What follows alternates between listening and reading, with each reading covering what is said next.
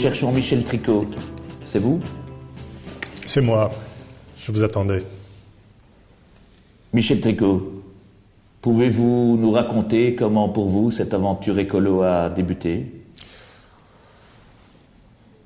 Je me souviens, c'est quelqu'un des Amis de la Terre qui avait envie de tenter l'aventure, créer un groupe local à Rixensart. 81, 82. Il a invité Olivier Deleuze, une conférence dans la salle culturelle. Beaucoup de monde. Et Olivier Deleuze a été fameux. Et puis après, vous avez créé un groupe? À la fin de la réunion, tous ceux qui étaient prêts à faire un pas de plus ont inscrit leur nom sur une feuille. On a réuni tout ce beau monde et on s'est posé la question. En route pour les élections communales? La réponse oui. À Rixensart, me dites-vous. Et je pensais que vous étiez de Cours-Saint-Étienne. Ah, la vie est telle que parfois il faut changer de pâture. Non, j'ai dû déménager.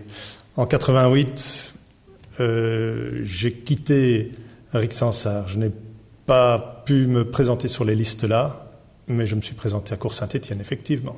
Ah oui, et mon aventure écolo a continué à Cours-Saint-Étienne. Vous êtes passé d'un pré dans l'autre et vous avez fait campagne donc à Cours-Saint-Étienne. Voilà, en 88, j'ai suivi les deux campagnes puisque je quittais Rixensart. J'avais été de plusieurs années le secrétaire du groupe local. Et donc, j'ai suivi de plus près la campagne rixensartoise que celle de Cours-Saint-Étienne. Mais bon, petit à petit, je me suis impliqué évidemment davantage à Cours-Saint-Étienne. Et au cours de ces premières élections à Rixensart, est-ce que vous vous souvenez du nombre d'élus que vous aviez obtenus? 2 élus. 2 élus. Une fête de tous les diables le soir des élections. Les autres un peu hébétés qui sont venus nous trouver en disant bon, il faudrait qu'on parle. Et nous, encore un petit peu inexpérimentés, ce soir on fait la fête, on discutera demain. Le lendemain, évidemment, on apprenait que l'accord était signé entre eux. Et ça, c'est au niveau local, mais au niveau régional, ça a démarré plus ou moins quand, vous vous souvenez?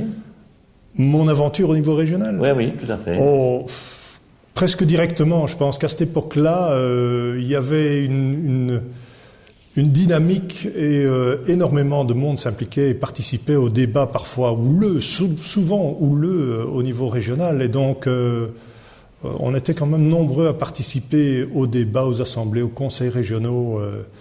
À l'époque, ça se passait un peu partout. Et puis, il y a eu la fameuse période du Robin des Bois aussi.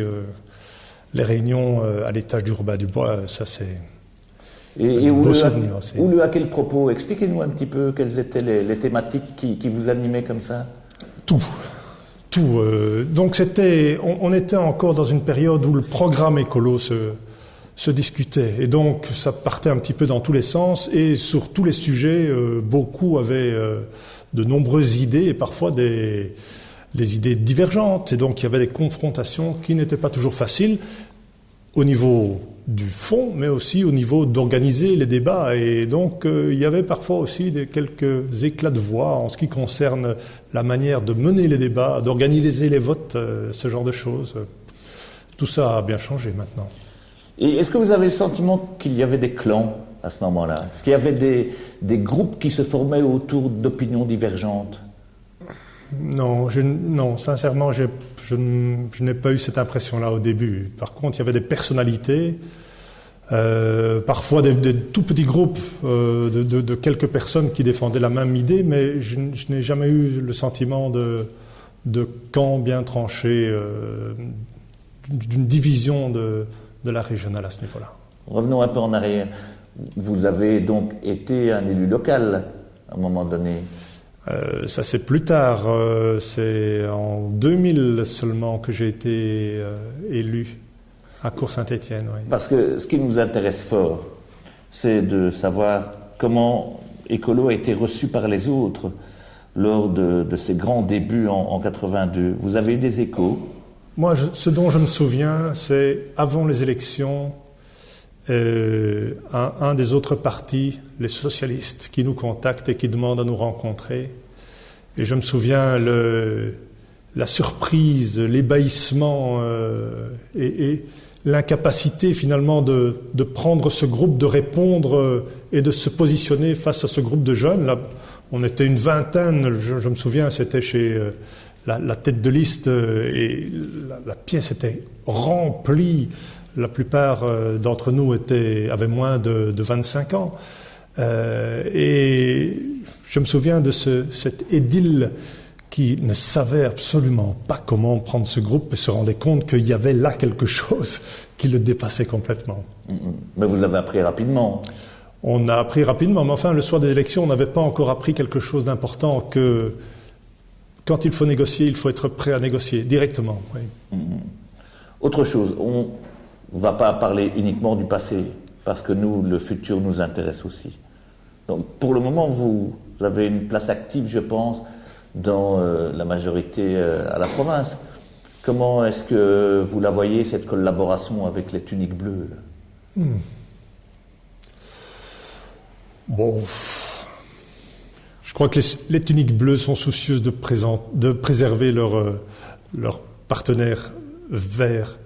Ils ont vécu de mauvais moments avec les rouges et je pense qu'ils ne veulent plus revivre certaines choses qu'ils ont vécues auparavant. Et donc, ils sont attentifs à ne pas faire en sorte que se développent des relations qui pourraient poser problème. Bien sûr, le jeu politique reste ce qu'il est et dans la façon de partager certaines informations ou d'orienter certains choix, nous devons rester continuellement attentifs. Mais enfin, je pense que d'une façon générale, le bilan est positif jusqu'ici.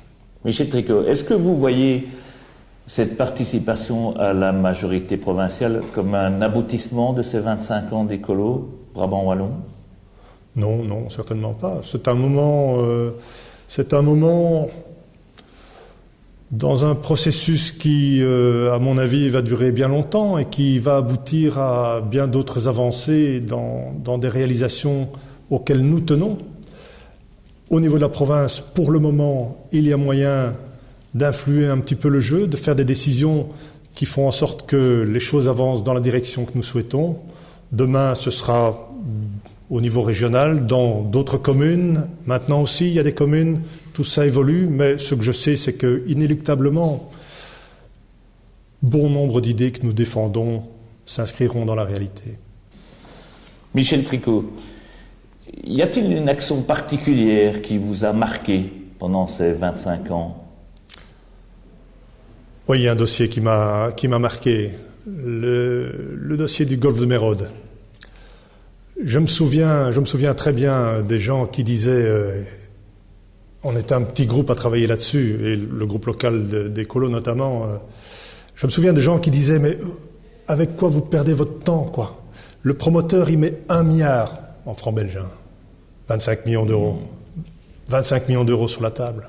Le bourgmestre de Rixensart est d'accord, le bourgmestre de Wavre est d'accord, le ministre de l'aménagement du territoire est d'accord. Allez, laissez tomber, ça sert à rien de se battre pour ça. Et on s'est battu, et on a mené des actions spectaculaires. On a fait le JT, les parlementaires, il y a eu une occupation du bois, il y a eu une série d'actions sur le terrain, il y a eu une série de manières aussi d'informer le public qui étaient amusantes et stimulantes. Et finalement, ben voilà, le golf ne s'est pas fait, le bois a été sauvé, et ceux qui ont travaillé à ça, je pense, ils peuvent en être fiers. Oui. Une dernière question, et soyez bien attentifs, c'est la plus importante. Où est Lord Jack Green? Jack Green, dites-vous? Jack Green. Ce nom me dit quelque chose. Je pense avoir entendu Alain Trussard en parler. Interrogez-le.